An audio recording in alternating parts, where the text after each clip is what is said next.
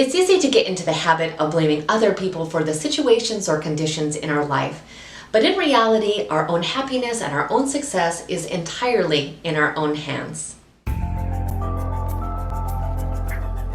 Welcome to another video. For those of you who are new, my name is Nena. I'm a life coach that specializes in personal development, and on this channel we talk about self-growth, emotional well-being, and living our most awesome life possible. So if you aren't already a subscriber, take a moment and become one, because we definitely want you to stay connected. So today we're talking all about blame. We're going to do three things. We're going to first talk about recognizing the pattern of blame. Secondly, we're going to talk about why we use blame as a strategy.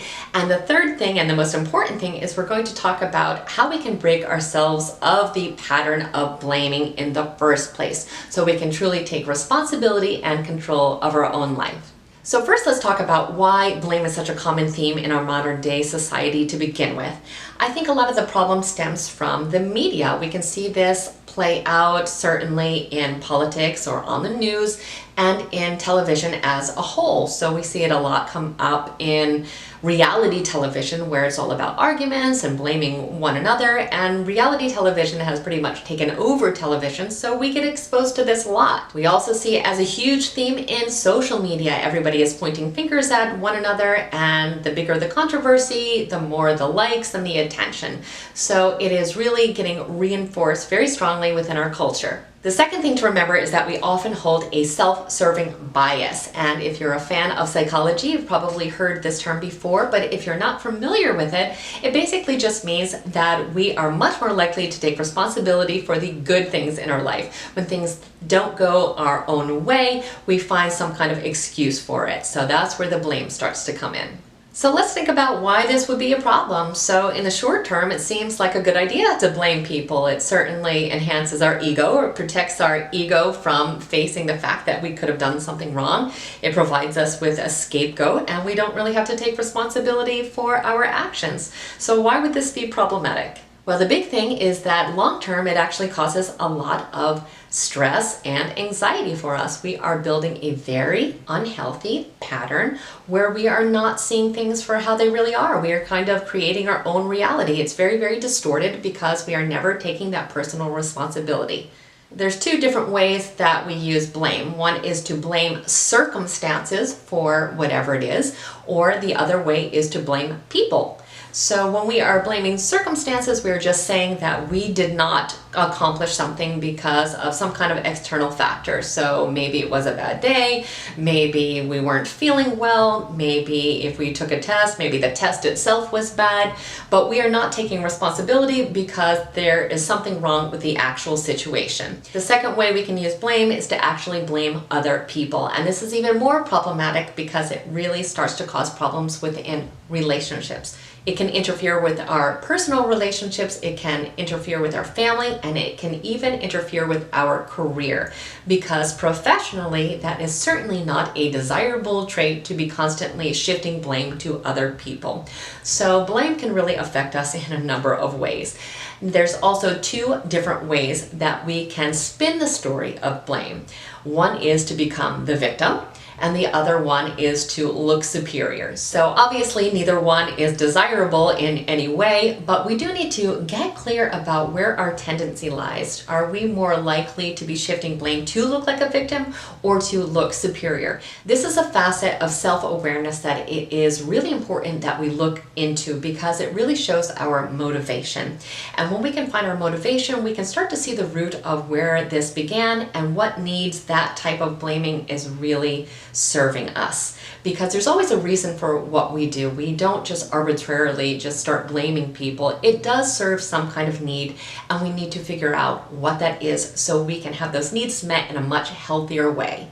So let's take that theme of understanding our motivation a little bit further. So what are the potential motivations that it could be for us? Is it that we don't want to accept responsibility because we don't want to have accountability? Are we just protecting our ego from the possibility that we made a mistake? Or are we protecting ourselves from feeling vulnerable because we feel guilty in some way, or we feel that we did something wrong? Or is it that we just want to have full control of the situation? Is it that we need to spin the story because we need to feel that control at all times? That is a very big theme for a lot of different people. So once we've gone through that process of self-analysis, we can really start to break the habit. And let's talk about some different strategies we can use to do exactly that. The first thing that we can do is to stop when we feel that we are about to blame someone and to think about what is actually happening. How am I actually feeling that is making me want to place blame? Am I feeling guilty? Am I feeling embarrassed? Am I feeling like I don't want to take accountability for what is happening right now? But stop before you act and let yourself put that blame. Number 2 is to accept the situation for what it is. It is very likely that we are making it into a much bigger problem than it actually is, that we are catastrophizing it, and that makes it very normal that we want to shift the blame to someone else because, it seems like a really big deal. But we have to realize that very rarely are problems as big as we think they are and situations as problematic as we feel that they are. And that, we have to realize that we all make mistakes, normal, natural part of life. So if we can simply accept that and move on, we're going to have a lot less reason for wanting to shift that blame in the first place. Number 3 is a little bit deeper, and that is that we need to look at the areas of our self-esteem that still need work. Chances are, if we are feeling that we need to place blame on other people, it's because we're not feeling completely comfortable in our own skin. So if we can figure out where we still need healing in ourselves, that's going to help us be, again, a lot more accepting of situations because we don't feel quite as vulnerable. We don't feel that, we are broken in some way. We are enough as people. We are enough, we are capable, and we just need to figure out, where we still need that healing in our self-esteem. Every person has those points within themselves that still need work, and determining what those are and doing the inner work necessary to help correct that is going to be very helpful. Number 4 goes hand in hand with that, and that is to really learn to love and accept ourselves no matter what. Yes, there will be things that may not be perfect in our life or situations that we wish didn't happen, but we need to learn to love ourselves through those times and accept ourselves and realize, again, nobody is perfect and we are enough just as we are. Number 5 is to realize that there is absolutely no way we are going to look good all the time. It is useless to continuously blame other people and situations for things. We have to take responsibility because no matter what we do and no matter how much we try to shift the blame, there are always going to be people that are judging us and blaming us no matter what. Number 6 is to understand that we gain absolutely nothing by blaming other people, especially because it is very unlikely, again, that they are going to believe the story that we are telling. And the most we can hope to gain is that we believe that lie ourselves, which is not emotionally healthy to do in the first place. So nothing can be gained. We are not growing as a person. We're not learning from our mistakes, and we are potentially tarnishing the reputation of another person. It is extremely emotionally immature to blame any other person for your thoughts and your actions.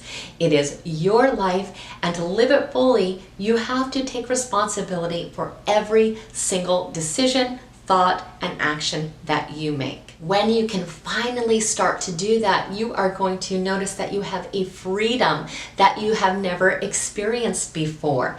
Life isn't about pointing fingers at other people, and life isn't about blame. Life is about living and experiencing. And it doesn't matter if we feel that other people or circumstances have contributed to the things that are undesirable in our life. The fact of the matter is that we have the control of how we feel, and we need to use it.